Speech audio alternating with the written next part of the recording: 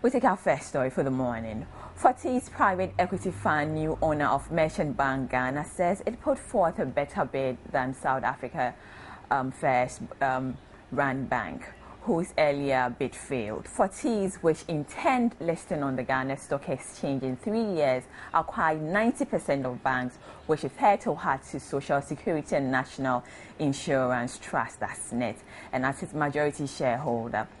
It's paid 90 million Ghana cedis for the acquisition. First Rand offered 199 million Ghana cedis for a 75% stake, but the deal fell through.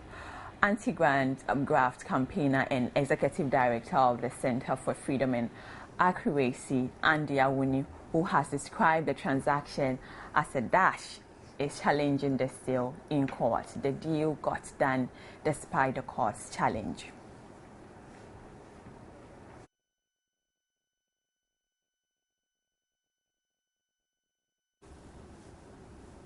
Well, Parliament resumes sitting today on the 2014 budget in the House, which degenerated on the floor on Thursday or on Wednesday as MPs called each other names and who was more corrupt. The free-for-all was sparked by the majority leader, Dr. Benjamin Kumbo's comment, which sought to caution MPs about how corruption was giving the political class a bad name, citing the GNPC drill ship saga and the Woyome scandal as examples. I am saying that the perception and corruption is seen as a disease of the political elite of this country.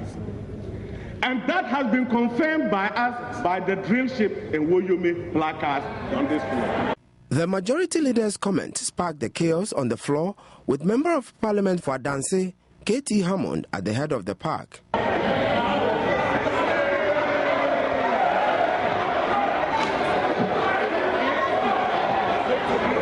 Honorable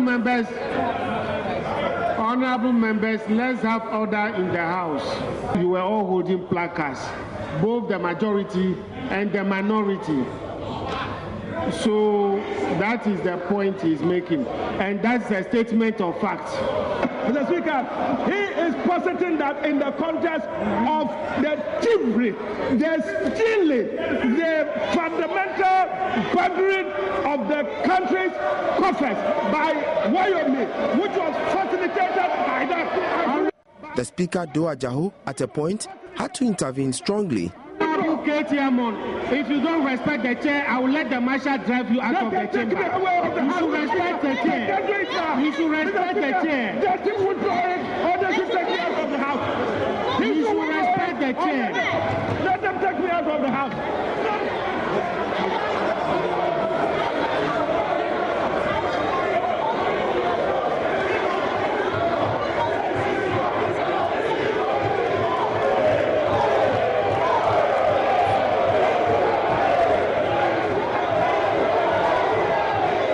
The majority leader, Ben Kumbo and K.T. Hammond, later retracted their statements and apologized for their conduct. The debate on the 2014 budget continued. Former Ghanaian diplomat Chris Podo has confirmed receiving a $3.5 million banker's draft after the sale of the Discover 511 belonging to the Ghana National Petroleum Corporation, which amount was paid into a bank's draft account operated by government. He, however, says he had no hand in the disbursement of the money. The former acting Ghanaian High Commissioner to the United Kingdom was at the Judgment Debt Commission to explain his role in the transaction. The retired career diplomat's name has come up a few times in testimonies before the commission, notably that of former Energy Minister Albert Kandapa and his deputy KT Hammond when they appeared last week on the sale of the GNPC's Discoverer 511 drill ship. The two in their testimonies said the $3.5 million balance of the $24 million proceeds was handed over to Chris Podo to pay into the Government of Ghana account at the Ghana International Bank in London. This was confirmed by the retired career diplomat, who said he simply acted upon the instructions of the finance minister. I complied with the instruction. I first of all took the bank draft from Honorable KT Hammond, issued him a receipt and instructed the Treasury officer to take necessary steps to pay the draft into the account. On his role in the sale of the vessel, however, Chris Podo explained he witnessed the signing of the agreement by Deputy Energy Minister KT Hammond under circumstances he described as bizarre. The Attorney General has sent a message that I should go to a London address and meet Honorable KT Hammond and witness a sales agreement that he was concluding. I wasn't immediately available. I had asked one of my officers to proceed to the address and to witness the transaction. When he got there, he was refused participation. When I went over there, they were already set to sign, and all I had to do was to witness the signature of Honorable KT Hammond.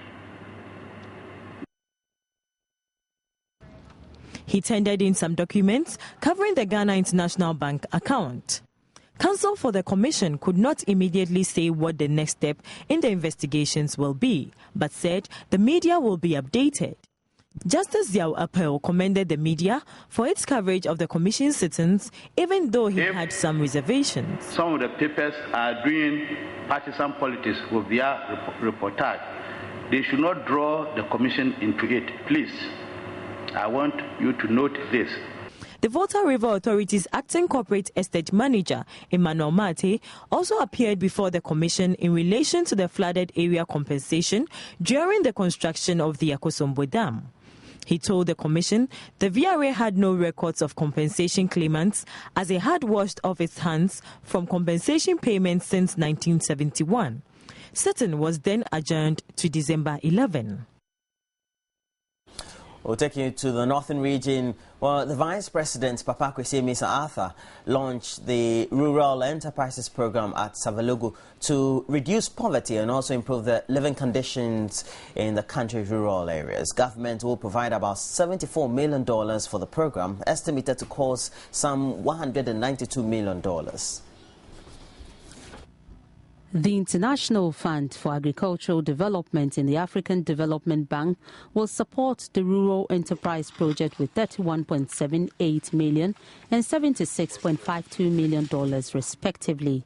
The REP seeks to provide business support services to micro and small enterprises that generate growth, employment and profit in 161 rural districts across the country. It will also improve livelihoods of the rural poor and strengthen the linkages between agriculture, industry and service sectors of the economy. For government, the REP is an important step in accelerating the shared growth agenda and the attainment of the Millennium Development Goals. He added that the establishment of business advisory centers and rural technology facilities to provide consultancy and extension services to enterprises would facilitate the modernization of agriculture and minimize post-harvest losses. Minister of Trade and Industry Haruna Idrisu said the Rural Enterprise Project started as a project in 1995 and had scaled up due to its increasing successes.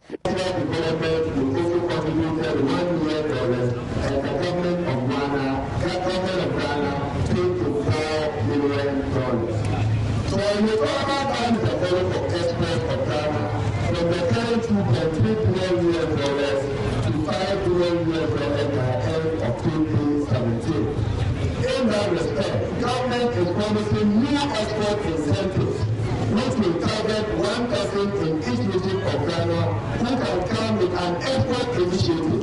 Government will fund that person up to $100,000 strictly for purpose of export to increase Ghana's volume of export. If that entrepreneur was a woman, government will have the funding to $150,000. I can do a company initiative with a farm business plan that convinces Ghana that this person is out to export any produce in Ghana agriculture where there is any addition to that product.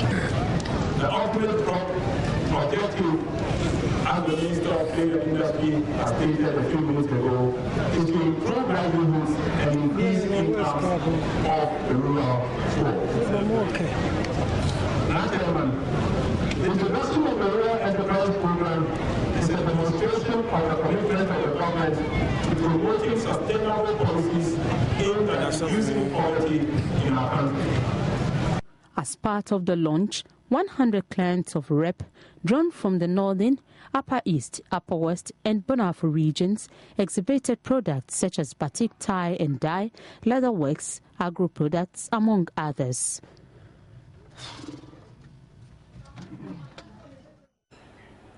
Ghana will soon launch a 32-meter telescope which will form part of the network of Africa Radio Astronomy Telescope to be used for high-tech scientific research. Minister for the Environment, Science, Technology and Innovation, Dr. Joe Otinaje, who made observation at the opening of the African Leadership Conference on Space, Science, Technology in Accra on Wednesday, added that government was also committed to the implementation of the Square Kilometre Array project. Dr. Joe Otinaje said space science and technology was the essential tool for socio-economic development and for improving their quality of life.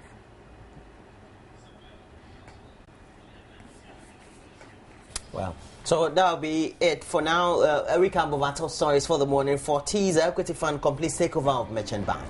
Vice President Pakwesi and Mr. Arthur has launched a rural enterprise program at Savelugu in the northern region to reduce poverty and improve the living conditions in the country's rural areas. Well, following that very good initiative, though, we just had Akusia talking to you about Ghana making efforts to build a 32-meter telescope which will form part of the network of African Radio Astronomy Telescopes to be used for high-tech scientific research. Doesn't happen often in Ghana, does it? Yeah, it doesn't. No, that's well, please get interactive.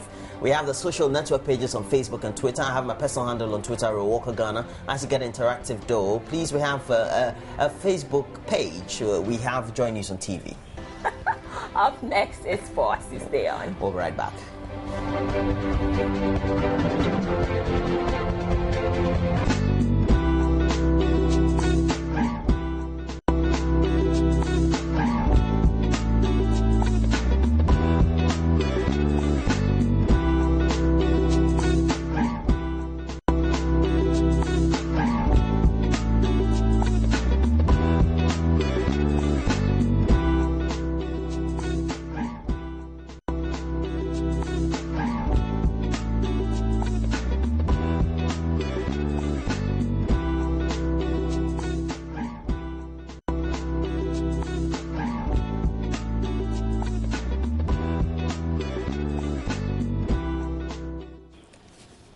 Well, so we now bring you sports, and it's brought to you by Tigo. Smile, you've got Tigo. Well, so we bring you some news from the MTN FA Cup, and Asante Kotoko will play away in the round of 64 in the MTN FA Cup after the second round draw was made on Wednesday. The second round matches will be played between December 18 and 23, 2013. The draw was exciting, and by coincidence, the Premier teams are not meeting yet. But that gives us further expectation for the coming round. But nonetheless, there are a few interesting features that are involving old rivals here and there, and I believe that at the end of the day, it's for the media to draw the crowds to the stadium so that they can have the full business of watching it on the green turf instead of the comfort of the television screens. The matches were well done. We enjoyed them. We had some excitement. We had some good results. And I'm told standards were high. People are looking forward for a full mileage for MTN. At this stage, jerseys are branded, monies change hands to players, and the entire motivation begins. So I think that we'll get best out of football at this stage. Well, so there are always speculations about transfers, and Trabzonspor's coach Mustafa Ake has confirmed that he is ready to sign Ghanaian striker Asamoah Gyan from UAE side Al Ain during the winter transfer window, just talking about the next January. And the Turkish statistician wants to beef up his squad in January in their quest to win the domestic title and also the Europa League, of which they are through to the knockout stage. And he is being reported as saying that negotiation processes with Asamoah Gyan and Olympic Lyonnais Bafétimbi Gomez were way underway, and they could sign the two or one of them. Galatasaray, Fenerbahce and Bordeaux have also started their interest in the former Udinese Rennes, as well as Sunderland forward, who currently plays in the United Arab Emirates. So we'll see how that goes, and that'll be it for his transfer speculations in the meantime.